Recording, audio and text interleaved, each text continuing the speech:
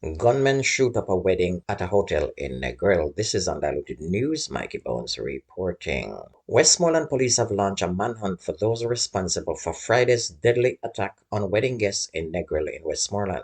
In the incident, a woman was killed and two photographers were injured. Rashina Senior, a 28-year-old data entry clerk from Kingsville in Hanover, was the woman who was killed. And just as if the shooting and killing couldn't get any worse, gunmen opened fire on a bridal party at Shields Hotel.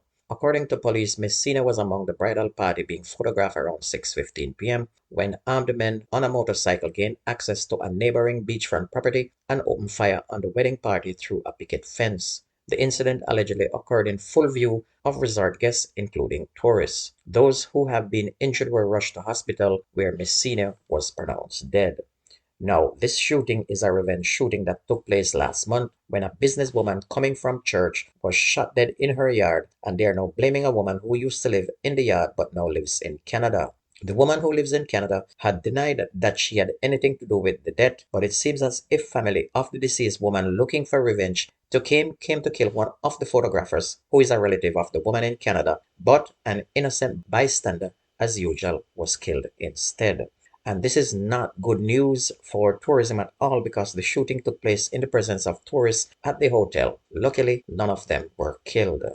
Julian Robinson, the opposition finance spokesperson, wants the government to say with certainty when thousands of teachers and other public servants will receive their March payments. Thousands of civil servants were furious at the end of business day on Friday because their salaries had not been paid.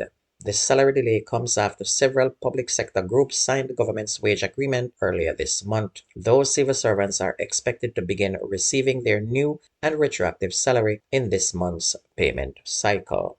Meanwhile, Police Commissioner Major General Anthony Anderson has promised that the police will soon make a breakthrough in last Sunday's multi-million-dollar heist at a Scotiabank automated teller machine in Brayton Portmore in St. Catherine. 5 persons were wounded, including 4 security guards and a licensed firearm holder during an armed robbery. The guards were robbed of $23.2 million. General Anderson disclosed that suspects have been detained in relation to the incident. Meanwhile, due to a shortage of skilled personnel in Jamaica, Prime Minister Andrew Holness has once again warned that the country may need to import labor. Mr. Holness stated that he received a call from a local business owner who stated that he was unable to find 50 workers. According to Mr. Holness, the company has indicated that it may need to hire people from other countries. The Prime Minister did not name the company or the industry in which it was involved, but stated that he would prefer not to import labor and would instead target unattached youths for training through the efforts of Hearts NSTA Trust.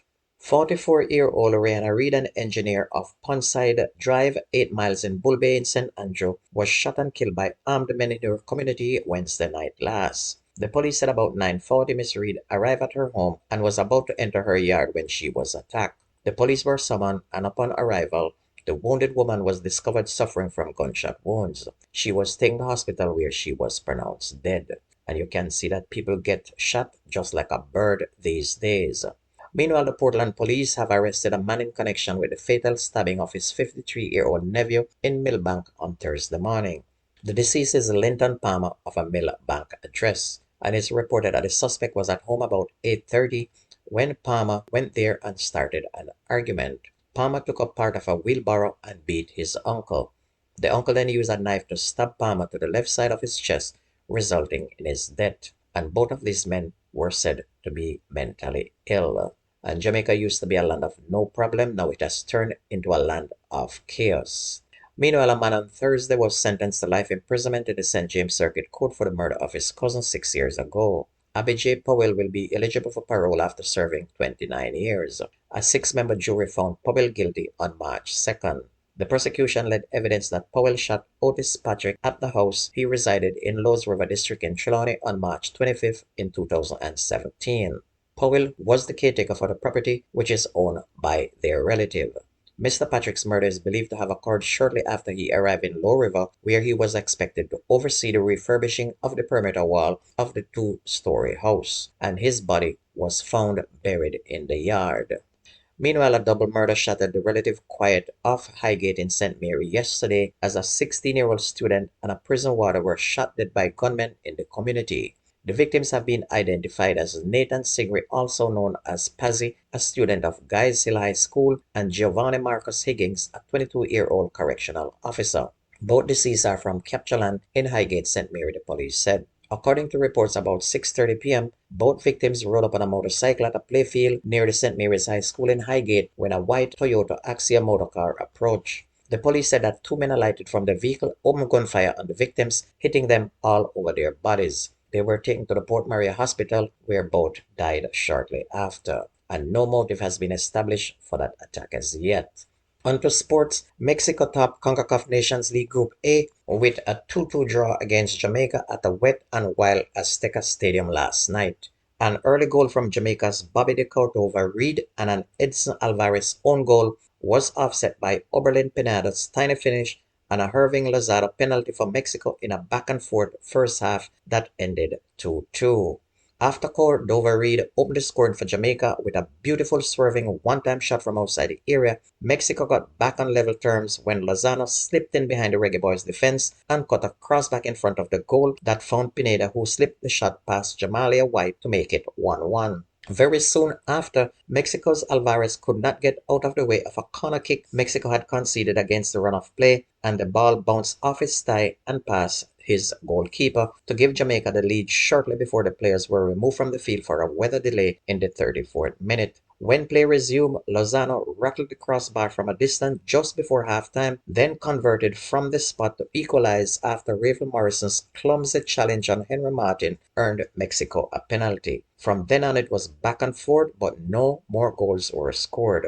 Jamaica had several more chances than Mexico and should have won, but clumsy play and uncertainty, or it seems nervousness, resulted in the Reggae Boys sharing the point. Onto Premier League, Nicholas Nelson scored twice as Mullins United came from a goal down to surprise Mount Pleasant 2-1 in their Jamaica Premier League return round game played at Draxall in St. Anne. And it was Mullins' third straight win as they continue to climb up the points table, and it avenges their first round 5-0 loss at home to Mount Pleasant, who lost back-to-back games and fell now to third place. Arnett Gardens are the leaders despite being held 1-1 by Vere United, their third straight draw. They are on 39 points, which is two more than Cavaliers, who were beaten by defending champions Harbourview, who are tied on 36 points with Mount Pleasant, who have a game in hand. Portmore United, meanwhile, totally demolished Falkland United 4-0, while Mobay United and Chapelton Maroons played to a 0-0 draw. And if you ever miss the news on this radio station, please go to YouTube, type in Jamaican Undiluted News, listen, like, share, and subscribe to keep it going. That's going to be news and sports on your favorite radio station. My name is Mikey Bounce. I gone.